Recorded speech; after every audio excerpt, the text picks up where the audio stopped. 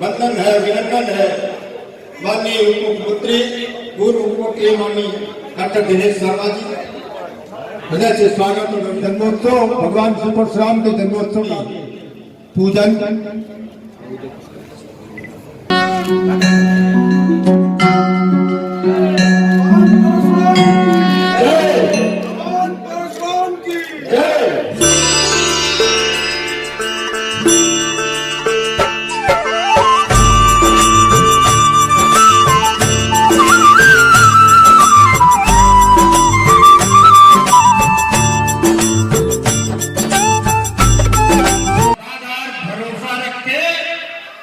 नेता डॉक्टर दिनेश शर्मा के ऊपर जो बात हम लोग अपने मन से कह रहे हैं, दिल से कह रहे हैं, डॉक्टर दिनेश शर्मा जी उसे पूरा कराएंगे। और आज का उनका उद्बोधन हम लोगों के बीच होने जा रहा है।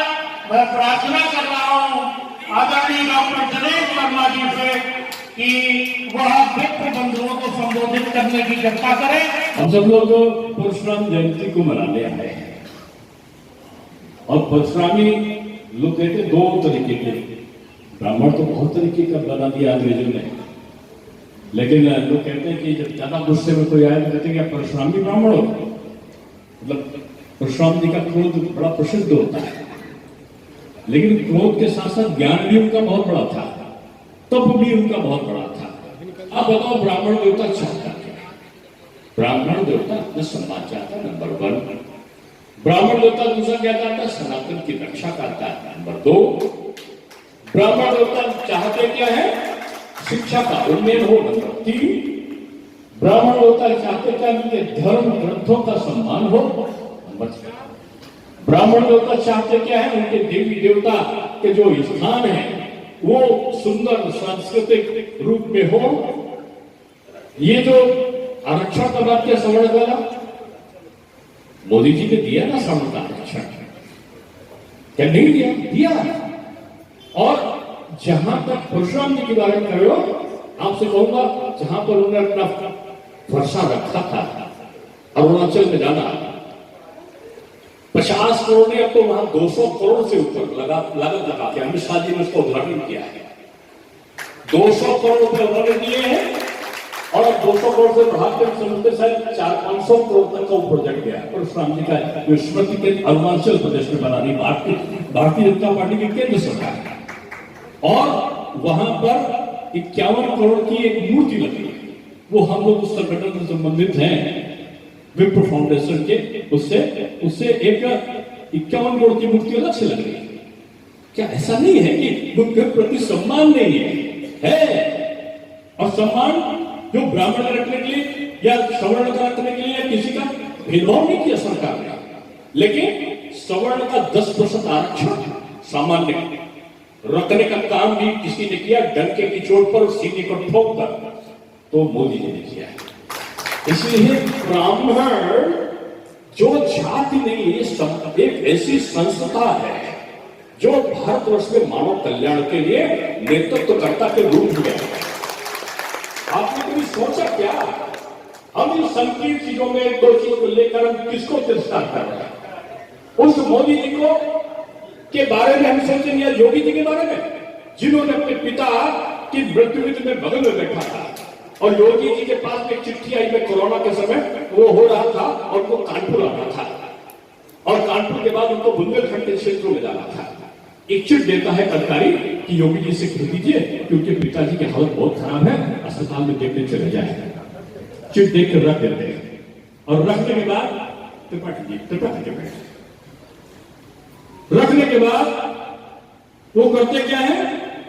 चुपचाप फिर बैठे ले लेते हैं। थोड़ी देर में सूचना आती है कि योगी जी को बता दीजिए कुछ पिताजी नहीं रहे। उस समय उनको अलीगढ़, रामपुर और 3-4 जगह जाना था, कानपुर भी आना था। और जब जैसे सूचना आई उन्होंने उसको रख दिया और मीटिंग चलाते रहे, इसे कुछ हुई नहीं।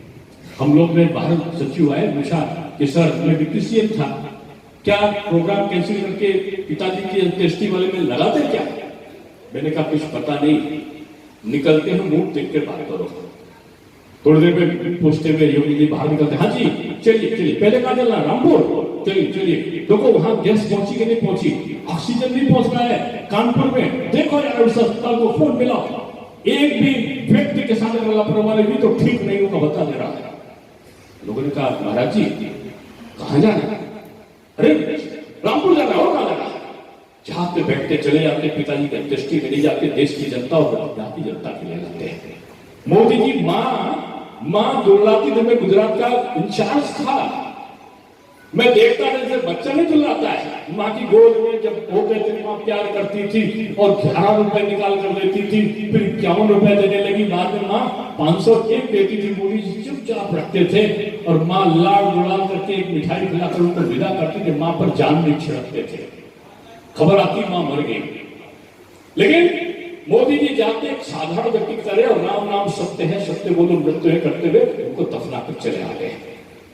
क्या चले जाते हैं कश्मीर में उद्घाटन करने के लिए, जाते हैं प्रोजेक्ट की करने के लिए, रक्षा की बैठक करने के लिए, देश के लिए समर्पित ये व्यक्तित्व दोनों, मैं किसी की तुलना नहीं कर रहा, ये मानव नहीं है, भगवान के लिए मैं नहीं कह रहा हूं, ये महामानव है, मैं तो भगवान नहीं कह रहा हूं, लेकिन इनमें वो है जो अगर किसी ने खो दिया तो इस जन्म में फिर पाओगे नहीं आप।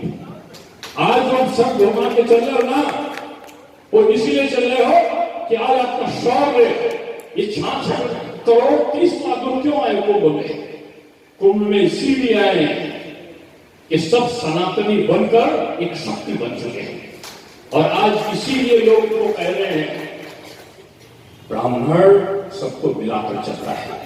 इसलिए मैं कह रहा हूं कि समाज में सबसे पहला ब्राह्मण देवता, किसी जात को देवता नहीं बोलते, केवल ब्राह्मण को देवता बोलते हैं, क्योंकि आप संरक्षक हो सनातन के, आप प्रहरी हो सनातन के, आप छोटी छोटी बातों पर चिल्लाने वाले लोगों के समूह नहीं हो कि एक दो लोग कह जाए और पूरी, अरे भाई ये क्या सोचा था कि राम मंदिर बन जाएगा, सोचा था आपने, ये ब्राह्मण देवता ही लोग तो मंत्र पढ़कर राम जी के मंदिर के निर्माण का संकल्प लेते थे ना।